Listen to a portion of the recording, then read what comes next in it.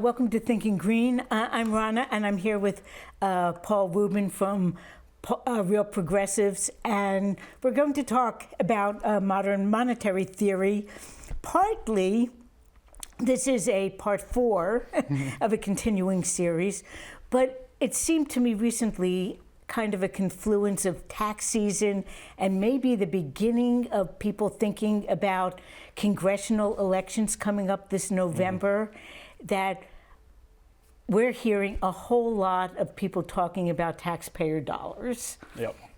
And we want to kind of set the record straight on taxpayer dollars, so I've invited Paul to come back and talk about what federal budgeting really looks like and what the implications are for us regular people. Right. Yeah. Thank you for having me back, Rana. Yes. So it is a recurring theme that's, every time around usually tax day, I will make a post letting people know your tax dollars to the federal government aren't paying for the icky thing that you don't like. I mean, that I hate.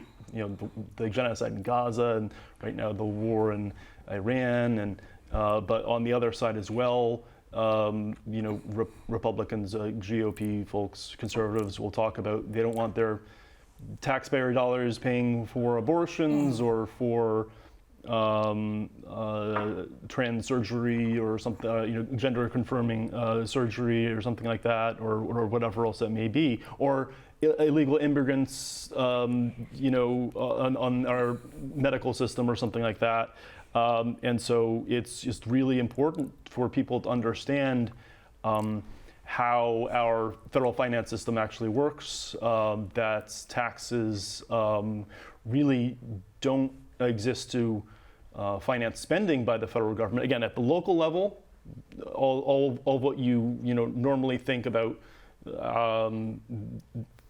financing by public financing is accurate, but with the federal government it's different because the federal government is a currency issuer, not a currency user. So every time the federal government spends, and this isn't just specific to the United States, although in some ways the United States has some greater fiscal capacity, but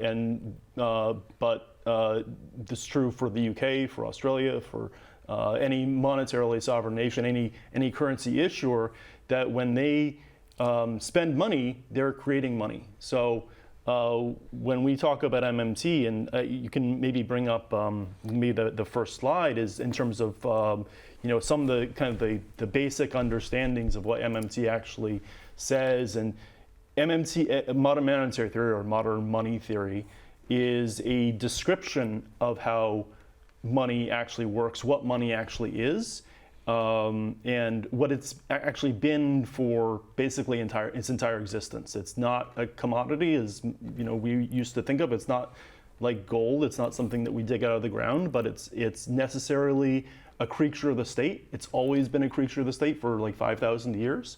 And so it's something that the government creates in order to mobilize real resources. So, some of the basic tenets are that taxes don't fund spending, that they're used to create a demand for the currency,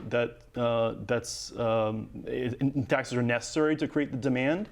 So Warren Mosler, one of the first architects of modern money theory, he used to talk about the first tax making your citizens unemployed in that currency. So because you don't have, you think the origins of the tax and origins of money, you think of like the Lord imposing a tax on his citizens so that he can demand things out of them. He wants to build a bridge, or he wants to build a castle or something like that. Okay, well, he's going to impose a tax that's extinguishable only in the currency with his stamp on it. And you have to work for those gold coins, or you have to work for those paper dollars in order to fulfill your obligation to the king, to the government. And so those are, the difference between a currency user and a currency issuer. Currency user being a state, a municipality, a corporation, a household, and a currency issuer, which is sovereign states, is really critically important to understand. So. And some of this, there are new pressures, of course. Now we've heard in the news with Iran saying they won't take dollars to right. Get through the Gulf of Hormuz. But I don't think we have time to go into that. But what's important to remember is that MMT focused on real resources, and so that's another really important point about what modern money shows is that the limits to nations are about real resources. So what's important is not what the commodities are being traded in, but the access to those commodities themselves. That's what matters. Do we have, for example, in terms of healthcare, do we have the productive capacity to serve all the people before us? Not, the money the government creates freely. And something just also important to recognize is that modern money applies to all states. It applies to the Roman Empire as much as and what caused the collapse of the Roman Empire. You can think about use MMT as an analysis tool, as much as understanding what the limits for capacity are in our capitalist society right now, as opposed to a future socialist society that still uses money to mobilize real resources. So some people, mistake MMT as capitalist apologia. We have a lot of socialists that don't quite fully understand the importance of actually understanding what money is, and so that's an important point to make. Now let's start with, I guess, really simple replacements, yes. Because we're hearing it not only on the campaign trail, but whenever people are critical of what the federal government is doing, and we keep hearing about the taxpayer dollars. Yeah. So what should we be saying? Very easy. If there's one thing that you can take away from this, I'd say, instead of saying taxpayer dollars, which is really used to rationalize austerity and privatization, that kind of false framing, public resource, public money, real resources. So, the United States is using its public money, it's issuing this public money to, finance the military-industrial complex and all these things that we don't like, but it's not coming from us. All money necessarily comes from the government. We don't create dollars, the US government does. China doesn't create US dollars, right. The US government does. So that's one really, really very, very simple. What's important to focus on, you can think about it this way as well. If you are upset about how our government is spending this public money, the other way you can think about it is, okay, what could those real resources, meaning that manufacturing capacity that's making these bombs and missiles and jet fighters and all these weapons of war and destruction and all this kind of stuff, and labor, most importantly, what could that labor and the land and the infrastructure, what could all that do instead? If we weren't using all these real resources, which is what MMT focuses on, if we weren't using those on the military-industrial complex and shifted them somewhere else, that is a real question. But it's not about the money; it's about the actual stuff. Yeah, I think that some people feel sort of empowered in a way. It's like, oh, they're using my money to do this. But a place where I think we have to get, if we have that thinking, is, okay, then if the couple $1,000s we give to the federal government, or several $1,000s every year, empowers us to make policy decisions, well, how much more will the people, the billionaires, be able to say, oh, yeah, I have the power to influence, and of course they do. It is really very classist, I don't want to say lie. Yeah, it is a lie. It's a classist lie. I mean, it invisibilizes the people who don't pay, those kinds of taxes, and somehow they're not worthy of our support and human rights and all this kind of this kind of stuff. And it really reinforces the false framing that got us here. So not only does it inform this kind of scarcity of money framing, not only does it reinforce how we got here, reinforce the austerity and the privatization that's people like Margaret Thatcher, Ronald Reagan used the TINA, there is no alternative. Well, one of her famous phrases, I think I remember we had it. I think we've shared it. Yeah, there is with the big X. there is only you have to either borrow or tax more. The problem with socialism is you'll run out of other people's money. Well, that's not where money comes from. The money doesn't come from the private sector; it comes from the government. So all of these austerity is a political choice. Unemployment is a political choice. These are hiking interest rates, which does incredible harm to the average American who now can't afford a home, or now their credit rating is going to drop because they can't afford to pay their bills or whatever, credit cards or whatever other debt that they have. So it really is used by the ignorance is used by our government to reinforce this austerity narrative. And there is a great quote by Bill Mitchell. I think I had it as a slide as well. Yeah, I think we can show that slide. I just as an observation, it seems like the Republicans and the Democrats in this country use that in different ways. Neoliberal agenda relies on being ignorant of macroeconomics. He's a social Marxist, but also he was one of the two original framers of modern money. And the Republicans seem to really know that you can spend money because they spend a lot of money. If you look, they don't spend it on things that I personally would like, but they tend to not have balanced budgets. And then the Democrats are sort of in this, we're going to practice austerity because we'll balance the budget. And in a previous show, you had brought a graph that showed that whenever the government actually balances its budget, the private sector is like screwed over. There is no other place when the government refuses to spend. There's no other place for money to come from except the private banks that will loan out money at these ridiculous interest rates or whatever. But ultimately, those debts can only be paid back with more government spending. So often you'll see these patterns of where the government it's happened like 7 times in American history, I think, where the government has a public surplus, and immediately, or within a couple of years, there's a crash of the economy. There's a giant recession. It's happened 7 times, I think, in U.S. history.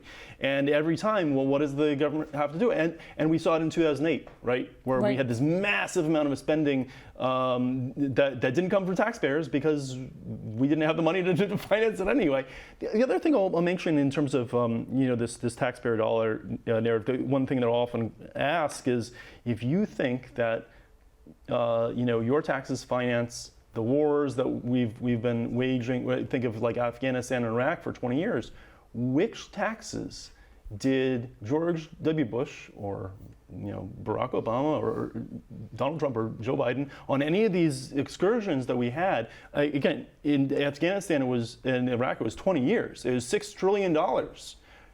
Where did that money come from? During the coronavirus, Donald Trump sent out checks to every American when half the economy was closed and the people were out of work. And where did the money come from? It's obvious when we think about these situations, but it's been built into our ignorance for so long now, or the narrative has been built in for so long, but the scarcity of money and this kind of stuff, that it's become kind of second nature. And a lot of the MMT understandings we did understand, even World War II. I mean, the United States government, FDR and John F. Kennedy, and I think I mentioned him in a previous episode of this. They understood this. But there is a active campaign to take away this knowledge. And so, one of the questions I have is, so why do we need to understand it? And we need to know what the government doesn't necessarily want us to know. Yes, yeah, because it's empowering. I think MMT in many ways can be a radicalizing force, and so and there are kind of two sides to MMT. We've gone through a little bit of a transition. And we can talk about later, but in our organization has gone a little bit of a transition, and but there are two sides to MMT. There's one that describes what's possible for our nation, what's possible for other nations, given their productive capacity, their availability of real resources, and that kind of thing. Okay, how many hospitals can we build? And so if we want to provide a Medicare for all to everyone, then we're gonna have to build up this productive capacity, build up hospitals, build up, train more doctors and all this kind of stuff. But the other side of MMT is exposing the rot at the system itself and exposing how our government is using the system against us. How it's unnecessarily, and as I said it before, austerity is a political choice, unemployment is a political choice, and our government, which is dominated by capitalist interests, needs the austerity to make capitalism function, at its quote most efficient, meaning exploitation being its most efficient, so that if we had a job guarantee, for example, or if we had universal health care, the American people wouldn't be as desperate as they are to work for the extremely low wages, no benefits, et cetera, and it would allow them a sense of freedom to pursue perhaps more greater goals. So really the question that once people understand kind of just the basics of what money is and what's available to our currency issuing government, the real question people should be asking themselves once they realize, the next question everyone must ask is, why isn't our government doing these things? Why is it refusing to act on our behalf? And that's something that I hope we can get into. And to me, it's an interesting question, because I've advocated for universal health care, and you hear first, how are we going to pay for it? Well, we actually pay a lot more public money into health care that doesn't cover everyone than pretty much the rest of the world pays on covering everyone. But we allow shifts in the other direction. Like in the healthcare industry over the last 20 years, we've gotten a lot more administrators and a loss of actual care practitioners. I saw a graphic not long ago that Johns Hopkins Hospital has more than one biller per bed. Wow. it's the inefficiencies are enormous, and that is something that we started out as a Bernie organization, and advocating for Medicare for all and this kind of stuff. And so obviously we actually discussed it. It's going to be upcoming in an episode where Steve Grumbine, who our founder or host for their podcast Macro and Cheese, brings it up, where he talks about obviously Medicare is very efficient. And so and it was very, very popular as well, extremely popular. And so if all we needed was the will of the people to say, okay, this is what we want, well, then why aren't we having Medicare for all? It's because those efficiencies would tear at the profits of the insurance companies, the for-profit, the insurance companies particularly. I mean, that is where pharmaceutical companies as well. If the power would have to be given to the government to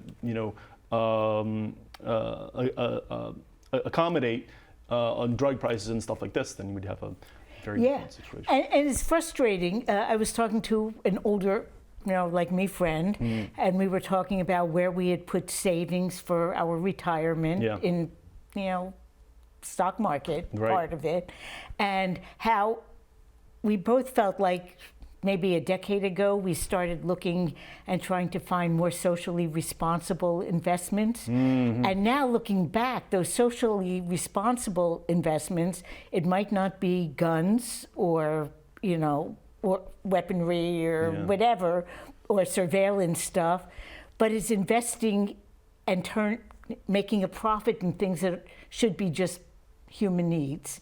Investing in housing, in healthcare, in renewable resources. A lot of what should be public utilities 100%. are becoming the ethical investments, and they're taking away the part that the public is just entitled to. We do have a slide that I think we've shown every time about the state of democracy in the U.S., and I think we should show it and talk about it. Yes. So this was a study, and we mention it on a lot of episodes of Macro and Cheese and a lot of our RP Lives and all this kind of stuff on our Macro and Chills, where we discuss all these kind of things every Tuesday. And there are other studies that are similar to this, but the Gillens and Page study, Princeton 2014, was really instrumental in exposing. It looked at 20 years of legislative data, and it really showed how the average American has a statistically 0% effect on, or statistically non-significant, and virtually zero effect on public policy. That's when it works for elite representation very well. When someone in giant corporation wants a bank bailout or wants a corporate bailout, it's the government is there for them.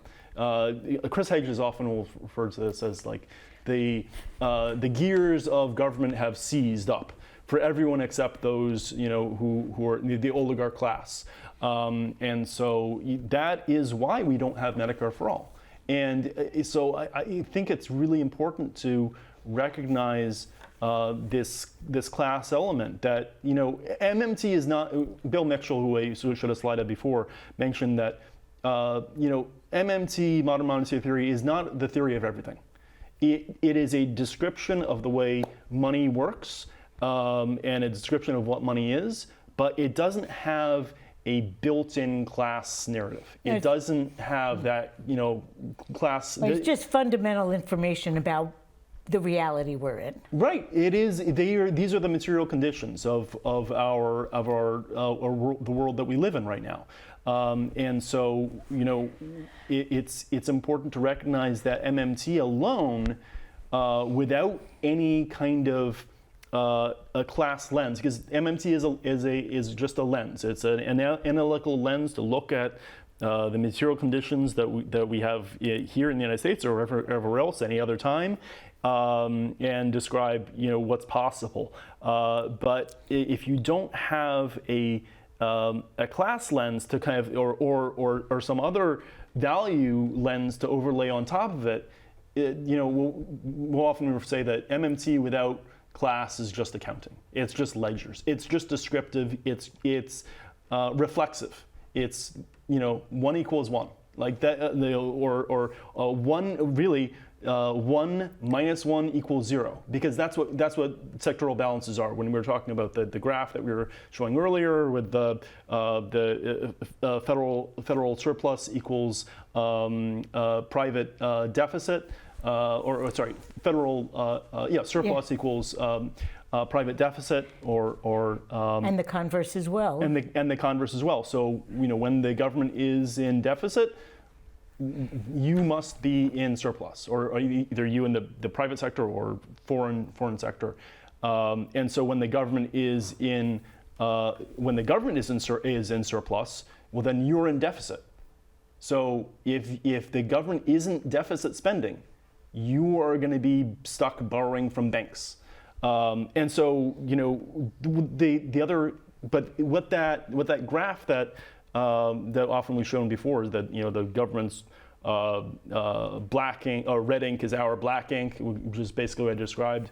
What that ignores is the level of stratification that we have in our society, the concentration of wealth, and that often Stephanie Kelton will say that the public deficit, or the public debt, the national debt, which is a misnomer, is or our collective assets. Well, it's not really ours, right? Because who owns treasury bonds? Who owns bonds and notes and treasury securities? It's mostly rich people. And so when the federal government raises interest rates, it's raising the income, the basic income of those people who hold those bonds.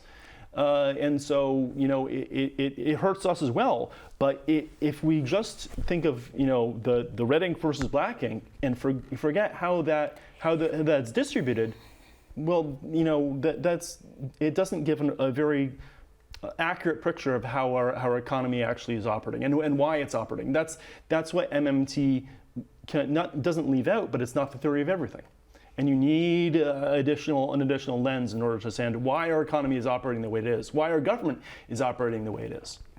Because whenever spending decisions on the federal level are seen as just policy choices, one has to ask, so what's driving the policies that are being funded? Right, exactly. And they're never, not never, but it's been a very, very, very long time since we had any policies here in the United States that really benefited average working class Americans. Even going back to the ACA, the Affordable Care Act. It was in many ways, largely it was a giveaway to private insurance companies. Well, it was, I think, originally a Heritage Foundation idea. It was a Heritage Foundation proposal, right? I still call it Romney Care, Yeah, and so the rotating villains when there were people were pushing for Obama to include a public option. The rotating villains came in. And now in recent years we heard of the parliamentarian for the first time. There are all these ways in which our government, which really does not represent us, makes excuses and gaslights you and finds ways to block the things. For example, the Democrats' own proposals, right? They'll come in and they'll have a majority in the Senate and the House, and they'll have the presidency, and for the first 6 months they'll do nothing. And then they'll wait for the pendulum to swing back, and okay, then it's campaign season again, and then we can't do anything too drastic, and we can't scare off the moderates and all this kind of stuff. So it's man, yeah. Well, when looking at your slides and reading some of the outline you presented, I couldn't help but think of, Mussolini himself, described fascism as the merging of corporate and governmental power. Yeah. So, from someone who knows, we're not far from that. Yeah, there was, I'm blocking on his name now, but there is a very famous inverted totalitarianism I can't not for the life of me remember who came up with the term, but we really do we live under a dictatorship of capital. That's who that's, and we as an organization, we've really made a transition. We started out as a Bernie Crack sort of MMT only organization. We weren't nearly as radical as we are now, but we've studied a lot of these classical theorists. We read Lenin. We had a book club on Lenin. We have studied experts on Gramsci, or we've had on experts for Gramsci, and we've studied Luxemburg and these types of folks. And one of the real recognitions, the kind of the epiphanies for us as an organization, me personally, is understanding that the state is always a manifestation of class interests, ruling class interests. And so, that comes also from the dialectical and historical materialism, which really informs us as far as how history is built on class struggle. Both class struggle from above, meaning how the ruling class imposes its interests through all the institutions. It's not just the government, but our media, our academia, all the peripheral institutions that we don't necessarily see as functioning for the capitalist class, but in large part they do, and so, and that's ways. Becoming more and more obvious now Yeah. With the current administration. Sure. Last night, Tom Alter, who was a academic professor in Texas, who was dismissed without due process from a tenured position because of some things he said in private conversation at a conference where he was not representing him, any association with his job. Yeah. And so I think it stays in hiding if it can, but sometimes you just can't help but see that the overlords are clamping down. Yeah, it has become. I think when during the first years, this is under Biden, when the Gaza genocide was happening on a daily basis. We were watching a live stream genocide, and you had students and you had teachers as well out in public getting beaten, brutalized by cops. And this was, Biden was, and Democrats were kind of either they're, I wouldn't say cheering it on, but they could have, spoken up and saying this is unacceptable. I mean, our own Jill Stein was assaulted with a bike. Yeah. I remember I think she was arrested too. I think so. Peacefully protesting a genocide, and you think where have we, where have our values gone and all this kind of stuff, and it's, and so the cultural hegemony that we talk about, in a term from Antonio Gramsci, who was spent a great deal of his life in prison, writing about the capitalist hegemony, the cultural hegemony that kind of seeps into society and leads to all these atrocities and all that kind of stuff and all this exploitation.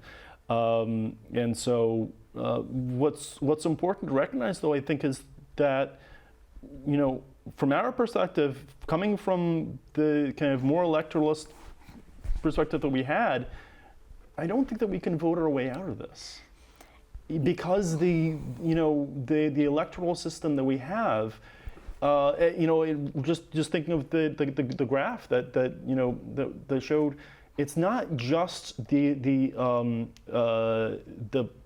election system itself. It's all of the instruments around how our government operates that ensures that we don't get what we want. So I don't think, and I think that this might come as negative, or this may sound. I'm trying to think of the right word, but our electoral system exists to distract and divide and, in my opinion, waste a lot of resources and waste a lot of time and money, and particularly at the federal level. I was just going to say that local elections are sometimes, at least, about what a community is doing to remediate hardship within our community. I agree. And the people in office, might make a difference. And I think it's easier because there's in some ways there's more connection, right, to your local political leaders. It's easier to put pressure on them in some ways. As sure, you meet them in the grocery store. Right. You meet them in the park. Right. It's harder for them to hide, right? It's harder for them to hide from that pressure. I still think that it's limited, but I think there's more availability to push local legislators. But but we're an organization that's spread off from all over the place, all over the country. Right. So we have a more of a national perspective on this kind of stuff. And we were a Bernie organization, and I think some people, a lot of the left has recognized the transition that happened to folks like AOC and Ro Khanna, for example, and people like this who talked a good game, talking about bringing the ruckus, and then when they got in there, it was Mama Bear and empowering Biden to kill a rail strike, and abstaining on the Iron Dome, and over and over and over again, there would be refusing to. It was to force the vote was the big thing, and I think it was in 2021 when she and they held a very, very slim. The Democrats held a very, very slim majority, and so there were 6 or so. What do you call them? Justice Democrats? No, the squad, who had a real power to demand something from Nancy Pelosi, and they refused. And so there's actually a slide. There was a quote from Rosa Luxemburg that maybe you can pull up. Oh yeah, let's pull that. And it describes how our legislators, whether a socialist, a character of a bourgeois government isn't. And Rosa Luxemburg was a famous German revolutionary, pre-World War II. She was killed by Nazis. But the character of a bourgeois government isn't determined by the personal character of its members, but by its organic function in bourgeois society. With the entry of a socialist into the government and class domination continuing to exist, the bourgeois government doesn't transform itself into a socialist government, but a socialist transforms itself into a bourgeois minister. And I think that is, particularly poignant right now, because I think that's what a lot of us see. And some of us might not want to, admit the full implications of that. But to me, what it says is that we can't vote our way out of oligarchy, and we can't vote our way out of capitalism. We have to take another path. Right. I kind of think one thing elections can do, while recognizing all the limitations, is give people maybe a chance to talk about issues more and bring them up. Definitely. But it isn't the end all of activism. Yeah. And I'm thinking that the public might be starting to catch on to that. What I always thought is, I think a majority of Americans actually already recognize it. They just don't. They don't know where to put their.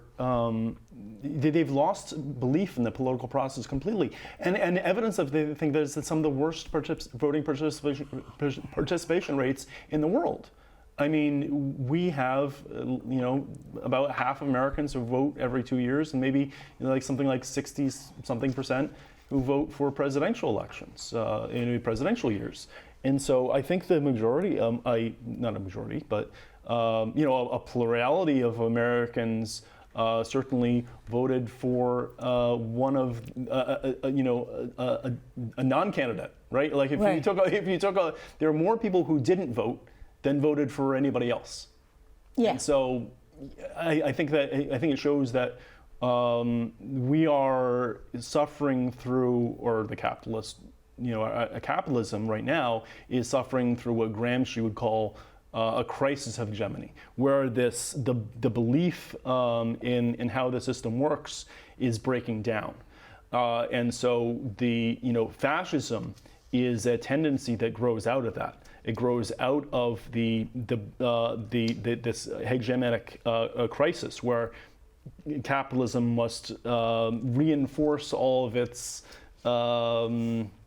totalitarian, instincts or something like that. That it becomes more and more extreme as the contradictions get greater and greater.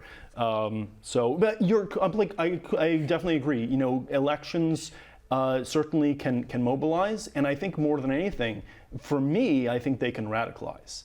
I think they can, because I think that you can see, okay, why aren't our elected officials doing what we want them to do? Oh, okay, well, if you understand that they're representing not your interests and they're gaslighting you when you say that you can't do this or you can't do that, you can't afford it.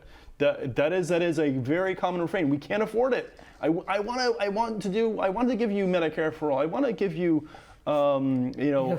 public housing and public education and all these. But gosh, where's the money going to come from? So MMT has a central place to play in how we radicalize folks. And so mobilizing people around elections, it can be powerful, but the main goal, in my opinion, is not necessarily electing the person, right, or even necessarily getting them to the polls. But mobilizing around the ideas.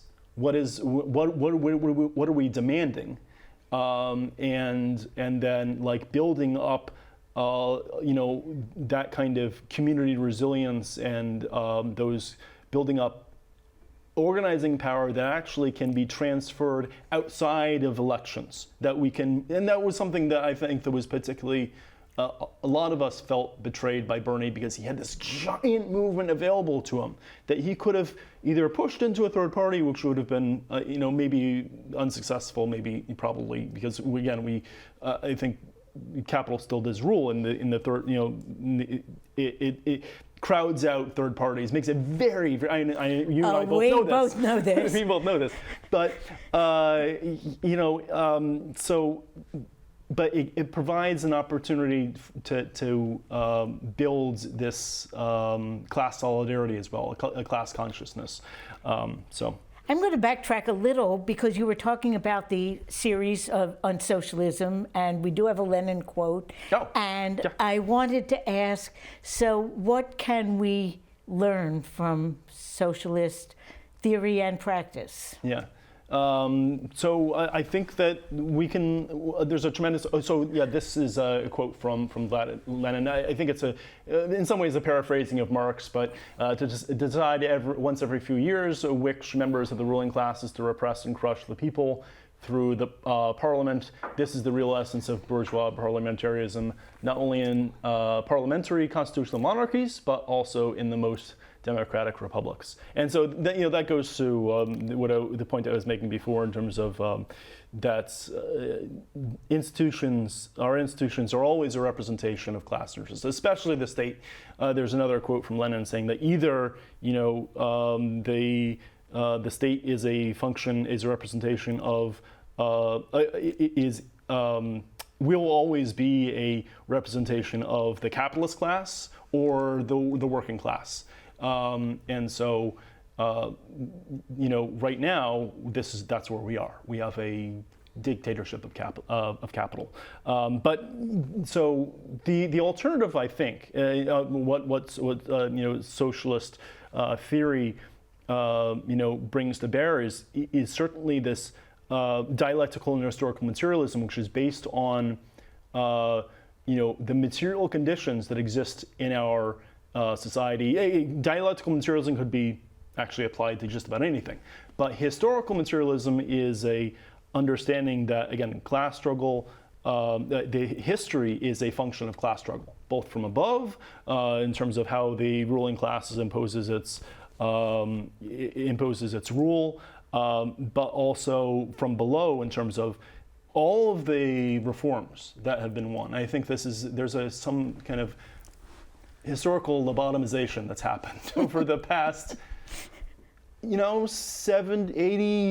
years or so, where we have forgotten where even the big reforms came from. And you think about labor reforms in the turn of the century. Those were won with blood and death and strikes and real power lies in our labor, not necessarily in the bourgeois parliamentarism that Lenin was referencing. And so learning how to organize labor against capital, again, New Deal, the largest challenge to capitalism that we've had in the last 100 years under FDR, those were concessions. And there were concessions as far as labor relations as well. But those were concessions that were made by the capitalist class to maintain capitalism. FDR went to his fellow, he was a rich dude, he went to his fellow capitalists and said, there are tens and thousands, hundreds of thousands of people organizing, and a decade ago, there was a Russian Bolshevik Revolution. If we don't give them something, if we don't get them Social Security, unemployment benefits, millions of government jobs, all these kinds of major reforms that did prove out for not African Americans, and there were certainly marginalized communities, but it did bear out for a lot of Americans who were destitute at the time of the Great Depression. They're going to take everything if we don't give them something. And so these concessions are always a function of the ruling class deciding, okay, we have to give them something or else the system is going to collapse.